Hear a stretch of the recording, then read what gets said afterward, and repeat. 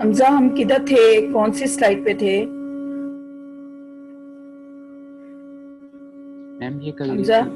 Ma'am ये कर ली जी, थी। ये कर ली ये थी कर ली थी। जी।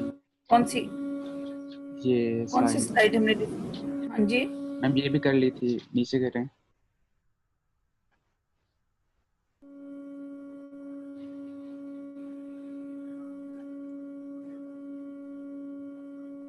ये भी कर ली थी। जी मैम।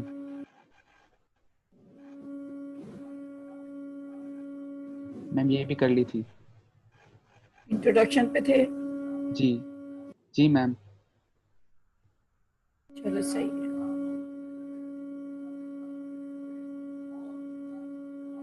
अभी 41 हुए हैं, जरा वेट कर लें। Okay ma'am. जरा आप लोग सब लोग जो बच्चों ने ज्वाइन किया है, ये जरा अटेंडेंस तो देना मुझे सबसे पहले। ये प्लीज बाय नेम आप अपनी ऐड करें। रोल नंबर ही बस लिखा हुआ होता है, morning evening. 17922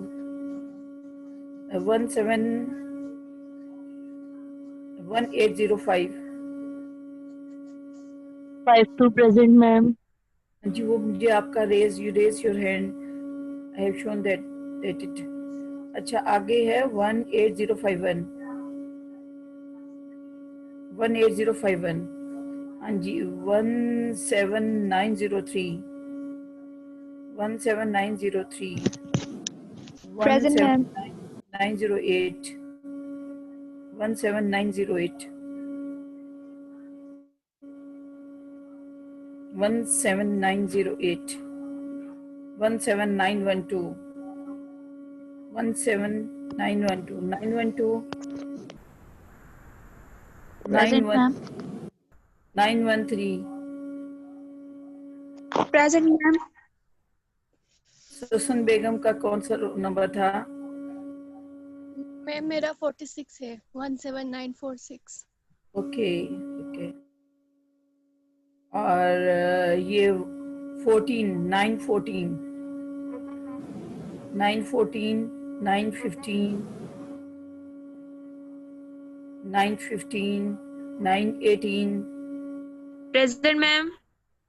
916, 916, 917, 919, 920, Present, ma'am. 24, 924, Present, ma'am. 21, 921, 921, 22, 23,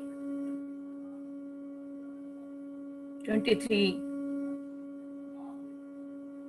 24, Present. 26, 26, 27,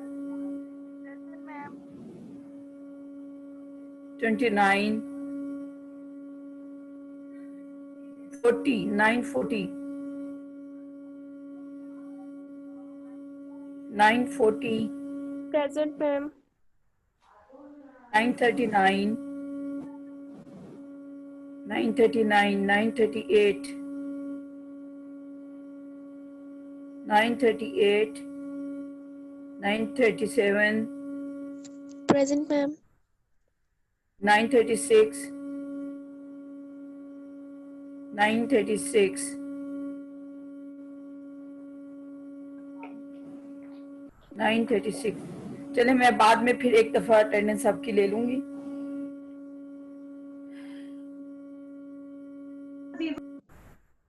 इस वक्त आप लोग अभी 60 हैं.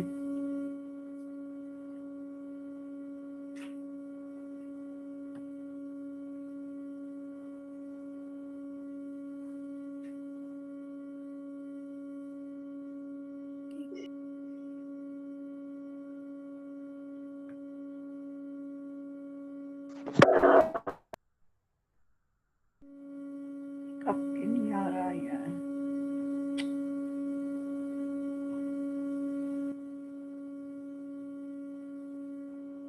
अच्छा okay. Bismillahirrahmanirrahim. Before going to the actual topic, the introduction, before that we discuss about how to write an abstract, and what we have to take care about writing the abstract, that is the 4C. That means the complete, concise and clear, cohesive. These 4 C's is very important before writing the abstract, and we must consider it, that it will be, because in the abstract you have to write the objective along with the title, and you have to mention the material method and the result and the conclusion. These 3 parts you have to write in 300 words or 250 words. It means all the story must be present in the abstract, that you have to given in detail in any article. So in this is all about the abstract. So single means के बाद को तो आपका it भी इसमें से अगर remove हो जाए तो आपका राइटअप कंप्लीट होता है, यानी कि वर्ड्स में किसी भी सेंटेंस में 1 या 2 वर्ड भी आप निकाल देते हैं तो आपका एब्स्ट्रैक्ट इतना कॉम्प्रिहेंसिव हो जाता है. तो आपने choose the word to express the whole story. तो ये बड़ा इम्पोर्टेंट है बिफोर राइटिंग द एब्स्ट्रैक्ट. अब abstract definitely practice through practice ही आता है कि आप पहले राइटअप करते हो, 2 पेज का करते हो, फिर आप कहते हैं नहीं इसमें ये चीज रिपीट हो रही है, this is a repetition, we must remove this sentences. Then with the practice and practice make the means perfect, और after that getting the that abstract you come to the introduction of the article. In case of article, the first of the statement of the problem that you want to introduce before any story. I'm not talking about the article or thesis or synopsis, because this is all these all write-up is actually the story. So whatever you want to discuss in that particular article, you must know the problem you are going to address. In the in case of introduce any your details discussion in your article. So statement of the problem is very important. Statement of the article means what are your objectives and how will you address that objectives by solving the problem. So for that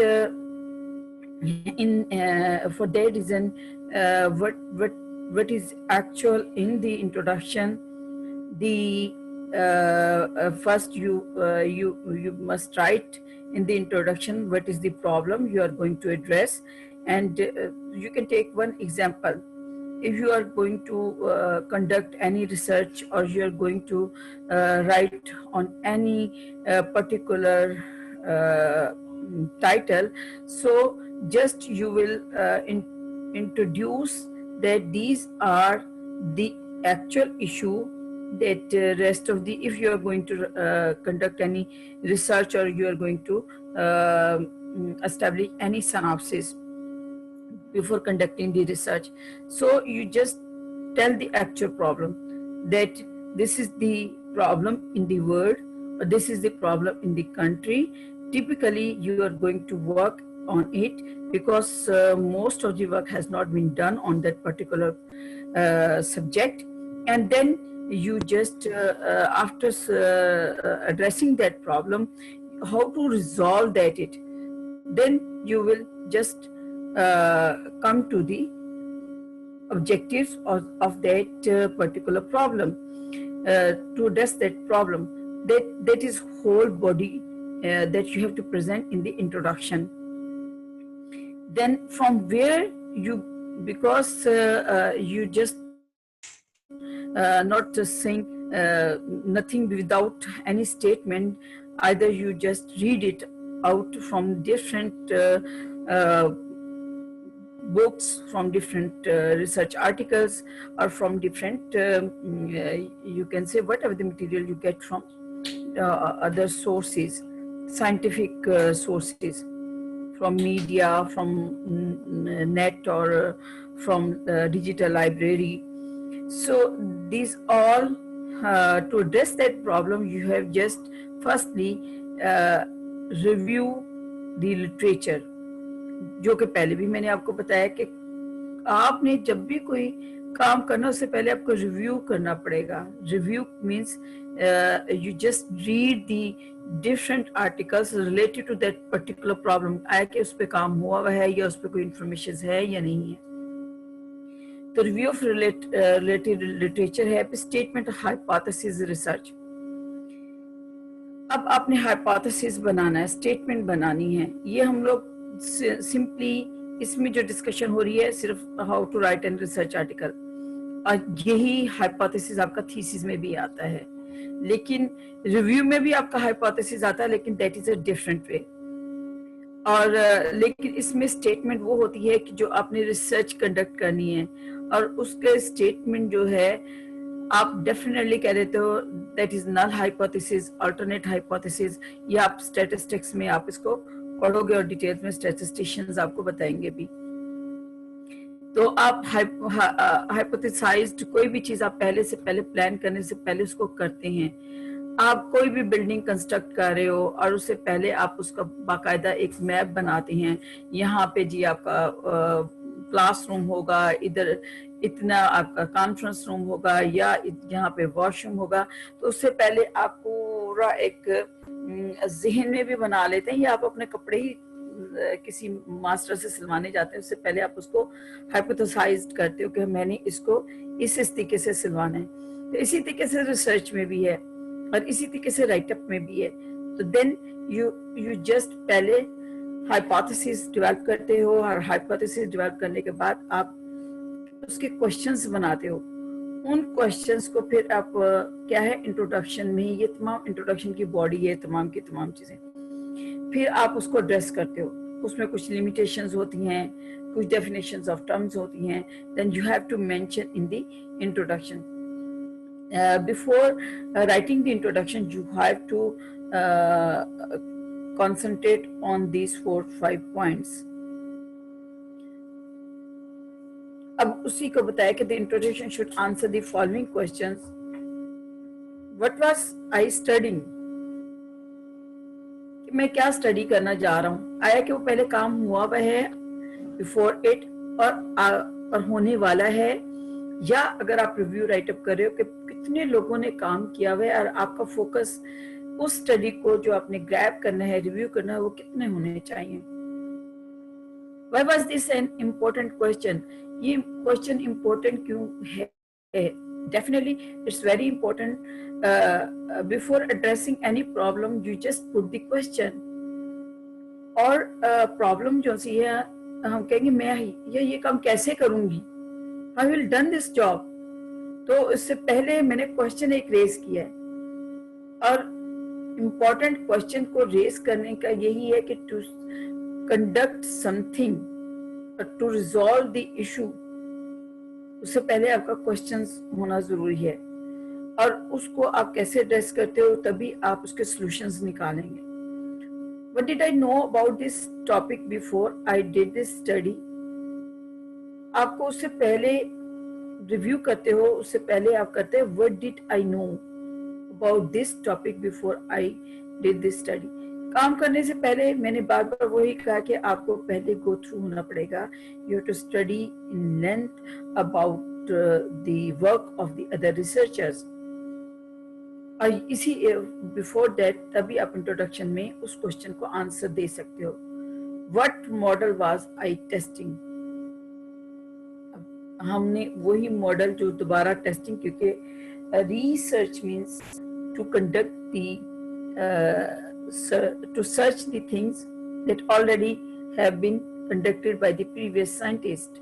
तो आप उसको search करते हो जो कि पहले भी काम हो चुका है, लेकिन उसमें अगर कोई नुकूना यानी कोई ऐसा नुक्ता रह गया, ये कोई ऐसा क्वेश्चन है that is need to be address, आपने उसको एड्रेस करना है। हम कहते हैं बाज का टीचर्स के पास आप जाते हैं, वो कहते हैं जी what is innovation in your study. अब वहां पे आपको यू हैव टू, वो कहेंगे नहीं जी ये तो बहुत काम हो चुका है, number scientist they have done this job, लेकिन आपको वहां पे एड्रेस करना है अपना क्वेश्चन, उनको बताना no most of this research has been done on this topic, but the question that remaining in that particular research, मैं उसको I am going to address that question। तो आप वहाँ पे उनको easily बता सकते हो जब any person raise the question regarding it, what approach did I take in the study। तो हमने अप्रोच उसकी क्या लेनी है। तो ये जब राइटअप करते हैं इंट्रोडक्शन, कहते हैं कि after writing the research introduction must be very very attractive.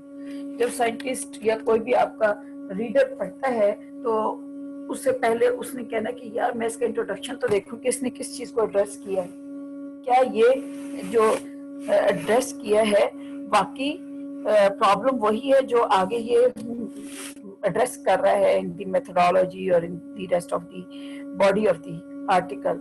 तो ये बहुत जरूरी है।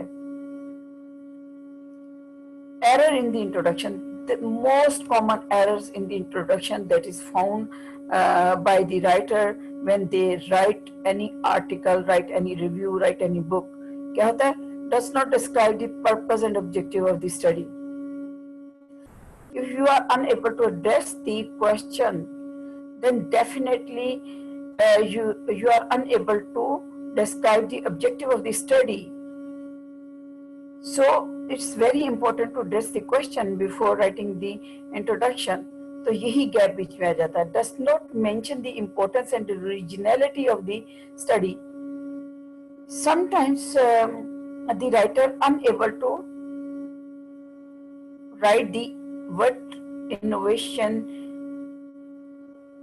is in his or her study. He is unable to explain the originality of his or her study, contains material related to the study. अब वो question जो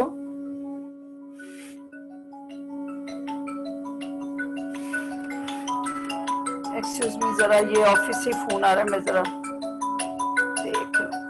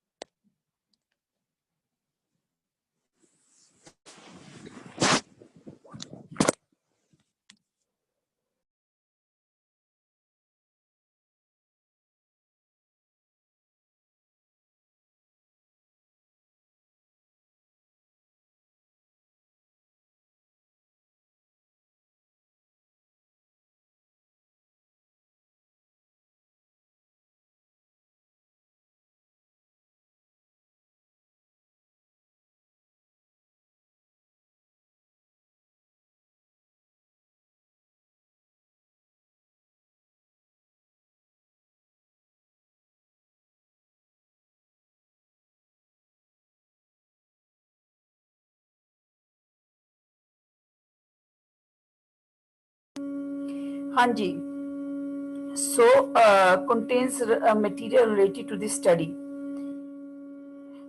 कि आप जब क्वेश्चन को ही एड्रेस नहीं कर पाओगे, जब आपको पर्पस ही नहीं पता होगा कि आप क्या करने वाले हो, क्या राइटअप करने वाले हो, या क्या आपने रिसर्च कंडक्ट करनी है, तो आप अनरिलेटेड मटेरियल उसमें डालते रहोगे. तो ये to write a introduction must be careful.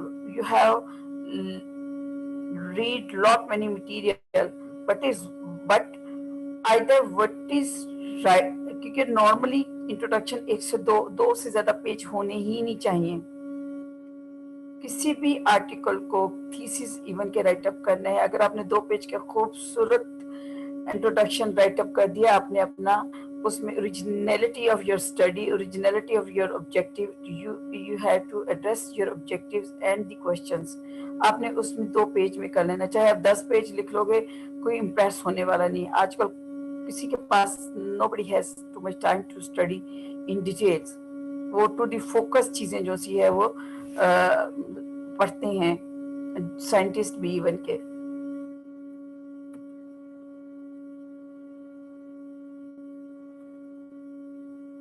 यार ये क्यों नहीं नीचे हो रहा?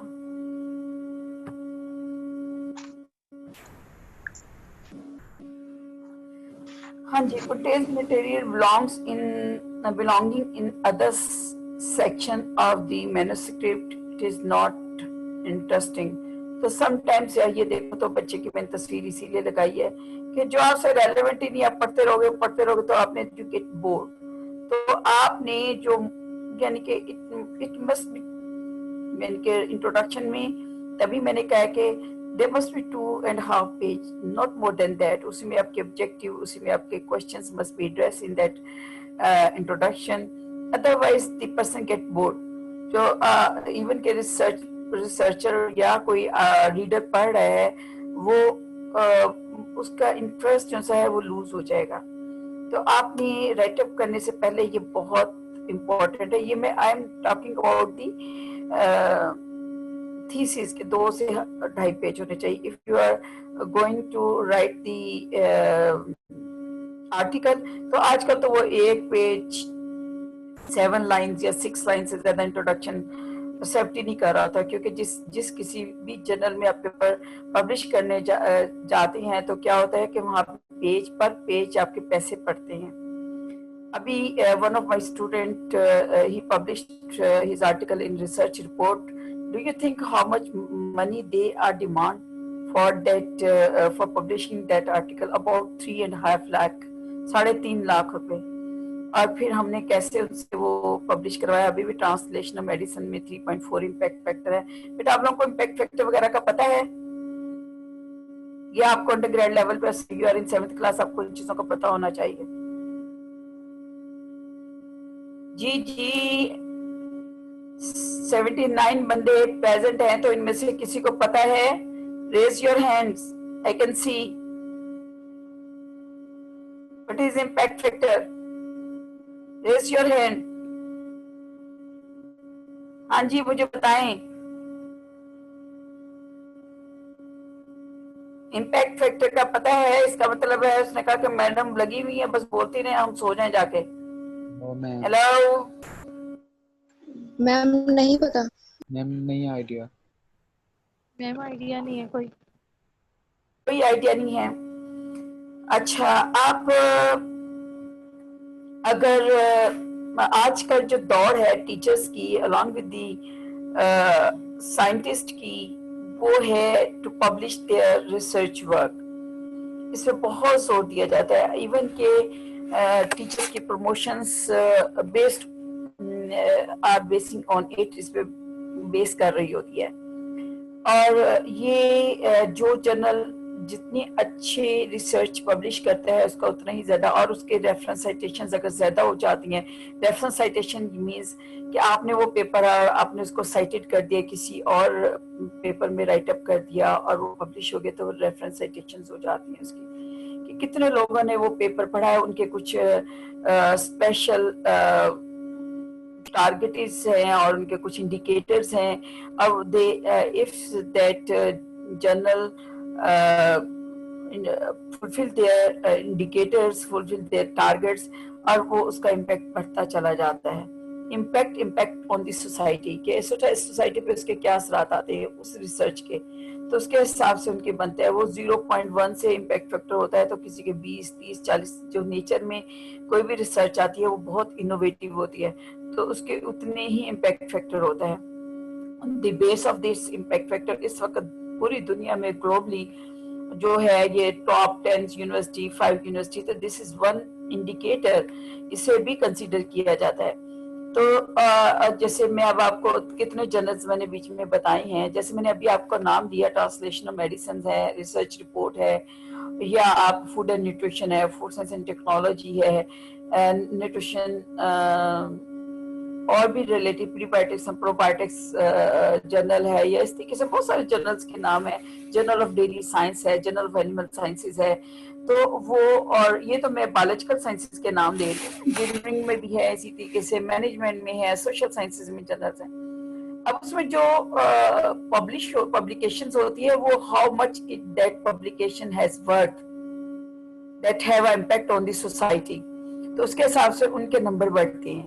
तो वो तमाम के तमाम जो से हैं वो उसका इफेक्ट आता है कि राइटअप पे भी, अगर जरा सा भी गलत राइटअप होता है अगले फौरन रिजेक्ट कर देते हैं। और अब तो ये भी कह देते क्या, बल्कि इसके वो लेते हैं कि आपने किसी इंग्लिश पीपल से, या जो वो बंदा जो इंग्लिश जानता है उसे आपने राइटअप करवाया हुआ है, इवन क्योंकि हमारे यहाँ पे ये ब्लंडर्स आते थे, तो इसी तरीके से वो ये भी रेज कर देती हैं कि इसमें साइंटिस्ट बहुत सारी इसमें चीजें आ जाती हैं। तो इम्पैक्ट होता है, इम्पैक्ट का तो मतलब आपको आता है ना, कोई चीज कैसा इम्पैक्ट डालती है, तो वो फैक्टर जो से है, वो जो इंडिकेटर्स हैं, वो फैक्टर्स बना के उसका इम्पैक्ट डालते हैं जर्नल्स का। तो ये बहुत इंपॉर्टेंट क्राइटेरिया हो गया है nowadays for the promotion, और specially in the education sector और इन द यूनिवर्सिटीज। और इवन द स्टूडेंट्स के जब एडमिशंस होते हैं इन द एमफिल और पीएचडी, हम कहते हैं कि जी आपके पास कितनी पब्लिकेशंस हैं, कौन से जर्नल में आपने पब्लिश किया हुआ है, या कोई आपने रिव्यू पहले से कर लिया 7th सेमेस्टर 8th सेमेस्टर में, जैसे मैं आपको पढ़ा रही हूँ, आपने कोई अच्छा सा रिव्यू राइटअप कर लिया, 8-10 ने उसमें डल के, तो उसने जो कंट्रीब्यूटर है उन्होंने नाम डाल लिया अपना, जैसे हम आपसे असाइनमेंट्स लेते हैं, इसी तरह से ऑथर्स, आपने जब पेपर्स पढ़े होंगे तो उसमें 6-6, 7-7, 8-8 ऑथर्स होते हैं। और इवन हम लोग यहाँ पे जो हमारे टेन्योर ट्रैक पे टीचर्स हैं, ये टीटीएस पे, वो सारे बेचारे कंट्रीब्यूट करके पैसे डाल के पेपर पब्लिश कर रहे होते हैं अच्छे इम्पैक्ट फैक्टर जर्नल्स में। तो ये एक्चुअली वर्थ बताता है किसी भी जर्नल की, कि वो अपने पेपर कैसे किस टाइप के पब्लिश कर रहा है, कि वो वर्थ रीडिंग है और उसमें अच्छी रिसर्च हुई भी है या नहीं है। तो this is all about the impact factor. उससे और भी मजीद भी आप गूगल करेंगे तो उसमें बहुत सारी इसकी डेफिनेशंस और चीजें आ जाएंगी कि ये व्हाट इज दिस, ठीक है। तो मैं ये राइटअप में कहती हूँ कि इंट्रोडक्शन जो है ना एक इंटरेस्टिंग होना चाहिए, कि सब के रीडर का जो है increase the interest of reading. अच्छा, suggested rules for a good introduction, ये तो हमने कहा। आवाज आ रही है? Yes ma'am. मैम एक वर्ड आ रहा है सिटेशन, मतलब इम्पैक्ट फैक्टर को सर्च करते हैं, सिटेशन, सी से। ये क्या कह रहे हो? What is it? क्या दोबारा बेटा? मैम एक वर्ड आता है सिटेशन, जब हम इम्पैक्ट से ना, सिटेशन है एक वर्ड, उसका क्या मतलब है? बेटा वो तो आप मुझे बताओ, ये चीजें अब आप मीनिंग्स मुझसे पूछोगे, अगर आप जस्ट गूगल करोगे तो उसकी और इंफॉर्मेशन आपको मिल जाएंगी। यही आपका है, ये तो मैंने कहा कि इम्पैक्ट फैक्टर का जरा आप थोड़ा सा गूगल करोगे तो आपको इम्पैक्ट फैक्टर का पता चल जाएगा, उसको मीनिंग में लेके जाओगे तो मीनिंग पता चल जाएंगी आपको।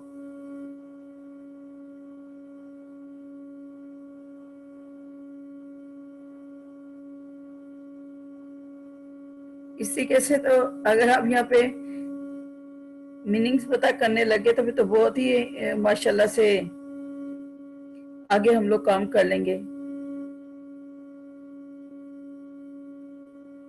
देखिए आप जस्ट इम्पैक्ट फैक्टर को खोलते हो ना, ये मैंने अभी जस्ट वैसे ही इम्पैक्ट फैक्टर डाला है, तो ये पूरी डिटेल दे रहा है इधर कि इंडेक्स है, एक इंडेक्स जिसमें के एकेडमिक जर्नल्स होते हैं, जैसे जो हम एकेडमिक राइटअप से पढ़ रहे हैं ना, द इम्पैक्ट फैक्टर और general impact factor of an academic journals is a scientometric index that reflects the yearly average number of citation that articles published in the last 2 years in a given journal received. अब आपने कौन सा वाला खोला, किस में definitions में आपने ये मीनिंग किया है? दोबारा बोलो, दोबारा बोलो।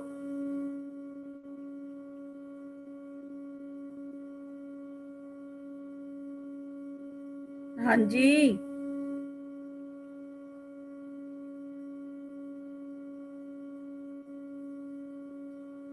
हेलो,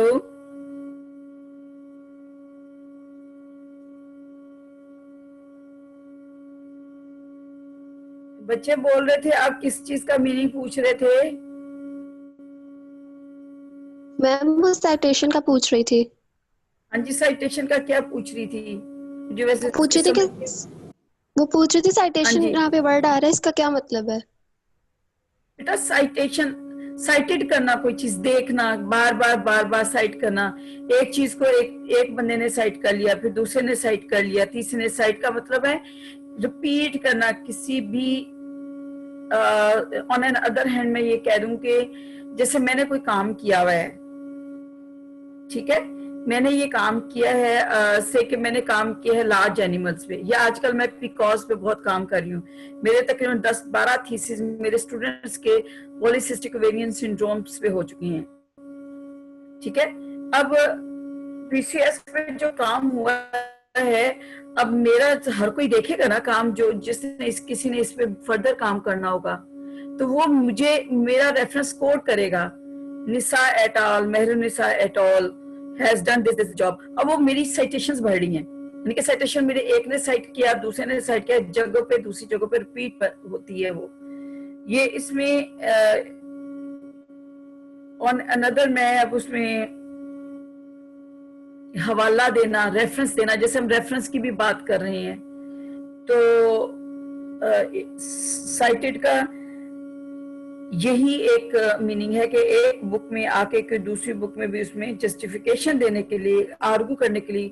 हम कोई स्टेटमेंट खुद नहीं कोड कर सकते, scientist never be code the single sentence. अगर मेरी अपनी है तो मैं एक आध अपनी ऑब्जर्वेशंस बता सकती हूँ, लेकिन मैं कोई चीजें बता रही हूँ तो मुझे साइटेशंस देनी पड़ेगी, रेफरेंस देने पड़ेंगे। तो साइटेड इसी को कहते हैं। स्टेटमेंट जो से स्कॉलरी वर्क की जो स्टेटमेंट होती है, जो जस्टिफिकेशन होती है, वो ऑलरेडी रेफरेंस की जाती है। तो जैसे हम पीछे रेफरेंस की जाती है, उसे रेफरेंस कहते हैं, और उसी को साइटेशंस भी कहते हैं। तो वो जितने लोगों ने जैसे मेरा वर्क साइटेड किया होगा, तो मेरी ऑलरेडी पूछेंगे कि मैडम आपकी कितनी साइटेशन है, मेरी पता नहीं कितने हजार साइटेशन होगी। मेरे जो 100-150 पेपर पब्लिश हुए हैं, बहुत सारे लोगों ने साइटेड किए हुए होंगे, इनके बहुत लोगों ने उसकी स्टेटमेंट्स दी होंगी, to write up their introduction, to write up their material and method, और टू डिस्कस देयर आप कहेंगे क्या कहते हैं, results, to discuss their results. तो उसमें जब डिस्कशन आती है तो वो अब दूसरे साइंटिस्ट को साइटेड करते हैं। अब समझ आ गई है? आगे चलूं? Yes ma'am. अच्छा जी, ये अब हमने पहले तो देख लिया कि इंट्रोडक्शंस कैसा लिखना चाहिए, उसमें कौन कौन से नमूने को लुक आफ्टर करना चाहिए, हमें देखना चाहिए, और उसके बाद हमें कुछ टर्म्स एंड कंडीशंस है कि कितना होना चाहिए। अगर हम if you are going to write the thesis, if you are going to write any research article, write and synopsis, कितना पेज का होना चाहिए, कितनी वर्डिंग होनी चाहिए। अब उसको जो से है गुड इंट्रोडक्शन करने के लिए हमें कौन कौन सी चीजें हमने एड्रेस तो कर लिए, ये हमारे क्वेश्चन थे पहले वाले इंट्रोडक्शन राइटअप करने के लिए। अब हम लोग उनको कैसे एड्रेस कर सकते हैं, इसे पूरा गर्म कर लेना रुमान। It should present the nature and scope of the problem investigated. It should present the nature and scope of the problem.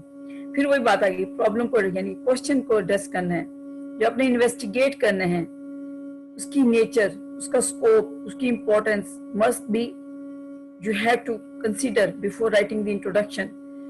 Review the pertinent literature. यही citation, यानी कि आपने उससे more related review करना है.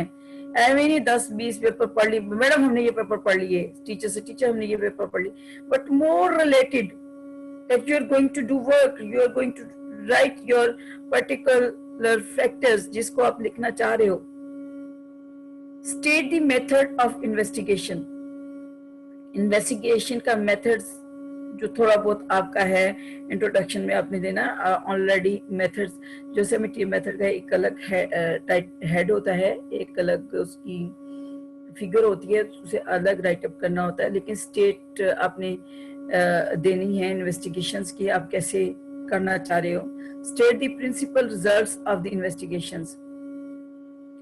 State the principal conclusions suggested by the results.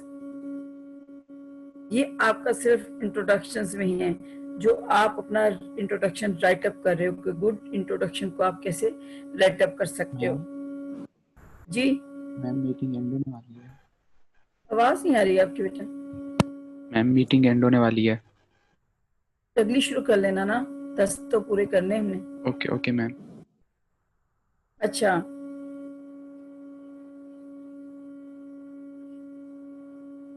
अगला हम लोग कर रहे थे.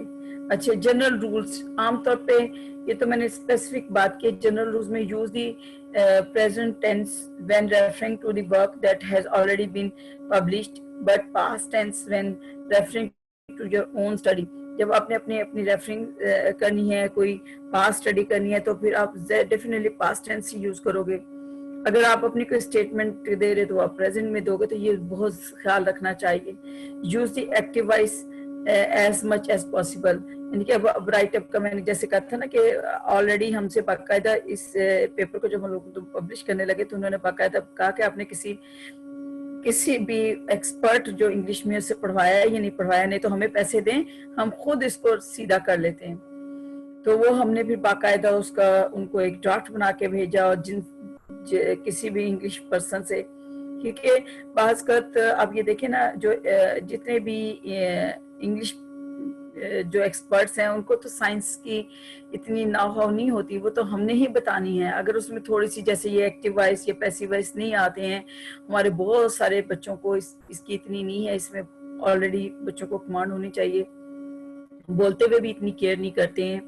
सो हमें इस पे ज्यादा कंसंट्रेट करना चाहिए. तो वो कुछ टूल्स हैं कि use the active voice as much as possible during writing your introduction.